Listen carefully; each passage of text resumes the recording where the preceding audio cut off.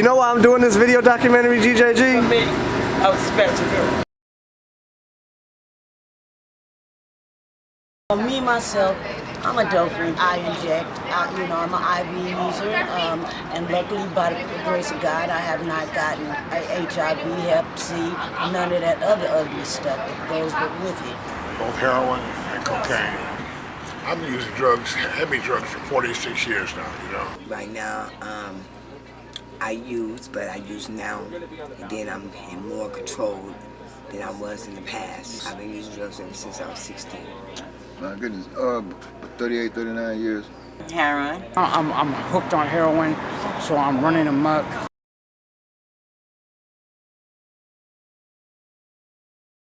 Healthy means to me is taking care of yourself, eating right, getting your proper rest, stuff like that.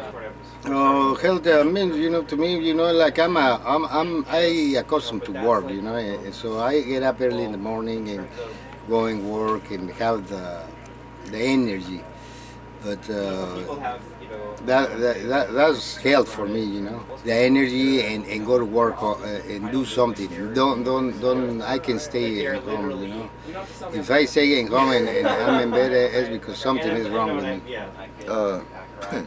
Healthy means to me the ability to walk around and handle your business without infringing upon everybody else to help you and stuff. So I would guess healthy is a state of condition where you are fully ambulatory and capable of taking care of yourself.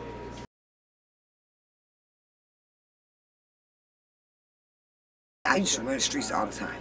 I can't run the streets all the time no more, because I'm getting old. I'm getting older, and my diabetes has, caused me to have to slow down.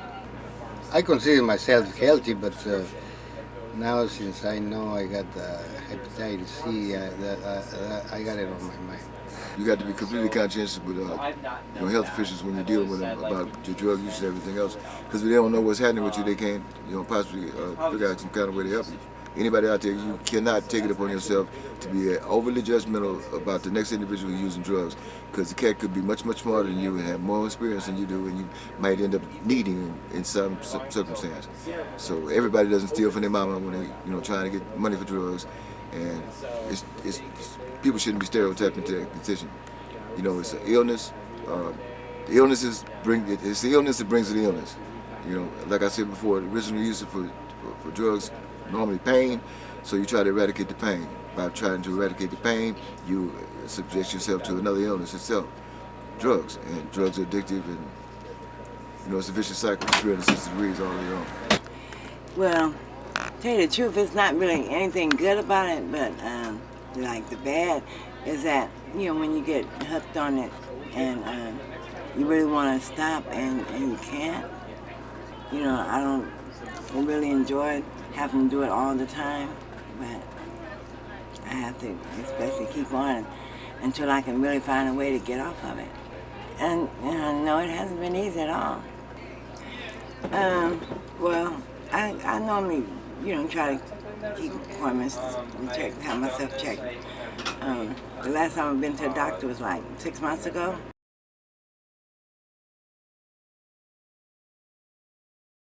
Myself, I was depressed and I took a whole lot of pills, and then another time after that I was getting high and I had been up for weeks. That's when I had been 7 years clean, going on my 8th, and my daughter had a bad accident and she had went back to 5 years old. She was 12 at the time, but she would blow up and it was just so much on me. I had just started my business and I relapsed, and when I relapsed bad. I was going into a diabetic coma, and my friends ran to 7-Eleven and got some syrup and pulled it down my throat, my mouth, and it brought me back. But the doctor was telling them that it was due to the drugs and my diabetes. Yes, I did a couple times, yes. Me and my friend, he told me to come and help him. And then I found this girl, she was overdosed, and we called the ambulance right away, and we was waiting for the ambulance, and we trying to wake her up, but we couldn't do it. But we think the ambulance show up in the right moment and take it to the hospital, and she. I think she's alive. I haven't seen her, but I think she's alive. And then my other friend, you know, he was drinking, and he stopped using heroin for a little while, and then that night he was some kind of drunk, and somebody offered a shot, and he did it, and that was it. He died, you know. And I miss him, but he's gone. I think was the alcohol and heroin together. But I almost, but I felt it, and I started walking and drinking water or something when I feel like something is wrong, you know, like I did too much, you know. But no, I never, that never happened to me. Yeah, people close to me have overdosed before I have it myself. I know the whole routine. I had to use CPR and the whole nine.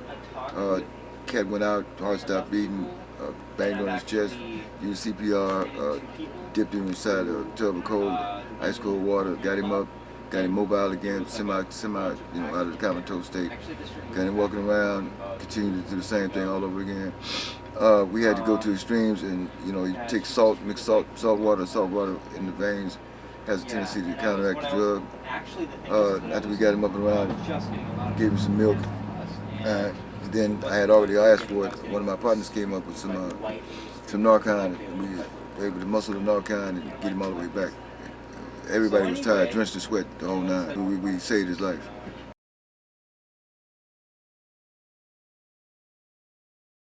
So as far as health things are going, now that I'm older and I'm having more difficulties with my health, it's so, because I'm so used to being incarcerated where everything is taken care of, or all I have to do is put in a request slip or whatever and be seen. And so, and then on top of that is that right now I'm in a position to where I might have a possible warrant. I would have to say 2/3 of my life incarcerated. I'm 55 years old. You know, I can GA, SSI, there's other things that I've been wanting to do, to have to do to get the medical services done, because I know there's a bunch of new stuff in regards to Obamacare and all that. I have no understanding of it whatsoever. I'm scared to go to the welfare to get my GA and all that medical stuff, and because I might end up getting arrested. I had my blood pressure taken, and the master, he's like, wow, you know, you have to do something about that. There's nothing I can do. What can I do? Doctors sometimes try to tell you about your drug usage. Stop. How can we stop? They don't help us. What is stop? Once we walk out the office, there we go again. We're finding a dope man. You know, they tell us, if we go to them and tell them we're hurting, they tell us that we're just imagining these things. But guess what? We don't feel. You know what I'm saying? So that's what makes a lot of people pick up the dope. You know, to ease the pain. They don't give you nothing for your aches and pains. And then when you tell them to try to help you get on methadone and stuff like that, well, you got to get on Medicare. Okay? All of us can't afford. You know, all of us are not eligible for Medicare. All of us can't afford to pay for getting methadone, you know, every day. So what we do, we find ourselves right back on the streets again with the prostitution, the you know, robbing, the stealing, whatever we can do to defy our drug habit. She didn't have time to listen to hear anything. I had a list of all my complaints, a list of all my medications. I showed them both to her, you know. Basically, what I did was ineffective, you know. She acted like she didn't hear what I said. She did what she wanted to do. You put one on this for some other pain medication, which I've yet to receive. And then when I was supposed to have an appointment on January 21st, they canceled and put it off until February 21st. Doctors study stereotyping the drug users as just the ones that come in and get some pain meds. A lot of us is out there, we're in pain, and most people that do drugs is in pain and can't get pain meds because of their rap sheet or whatever they did in the past. But that should make a difference. We don't have no health care out here. I don't have a doctor. I haven't went to a doctor. My doctor, Nugent, was not even a doctor. He just a shyster. You know what I'm saying? But at least I was up under the doctor. I've been trying for over 6 months. I suppose I had a referral come in. I never got the paper for referral for who the doctor is.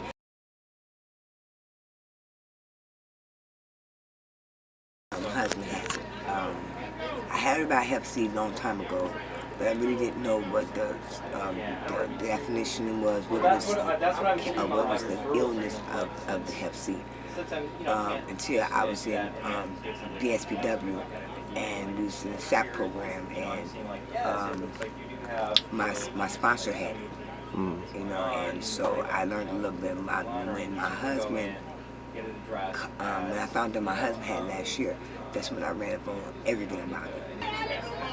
Well, when I came here and I did a test for AIDS and hepatitis, and they told me if I've been using drinking for so long and then using drugs, and I told them yes. They said you got a hepatitis C, and I said oh my God. So now that I got it on my mind, and I just want to try to reduce the amount of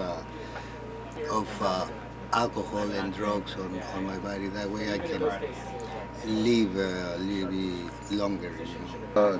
When I was in Corcoran, State Penitentiary in Corcoran, all of a sudden, this is strange too, all of a sudden, everybody in Corcoran, right, nobody had any kind of disease whatsoever, right? We all in the SHU program. And so while I'm in the SHU program, I ended up contracting hepatitis C. And we attribute that to either somebody intentionally treating the food with feces, or you know, the food handlers were nasty or something. Whatever it was, the whole penitentiary ended up with an outbreak of it all of a sudden. I really don't know too much about it at all. I was kind of worried and stuff. You know, I thought maybe I could have been, you know, like infected with it or whatever. But I have been checked for it years ago, and it was, you know, came back negative.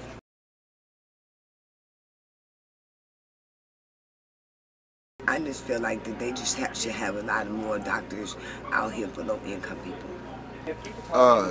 More food programs, or more conscientious programs concerning dietary habits and so forth and so on. A greater outlet, not just for methadone, but other kind of situations. Like me myself, I suffer from chronic pain, so I'm on morphine and oxycodone, and that, you know, the doses I'm experiencing presently don't just fill the gap. So you end up with heroin, and heroin, it fills the gap. At the same time, it makes you loopy, so you end up using speed or some other kind of narcotic like that, in order to balance everything out.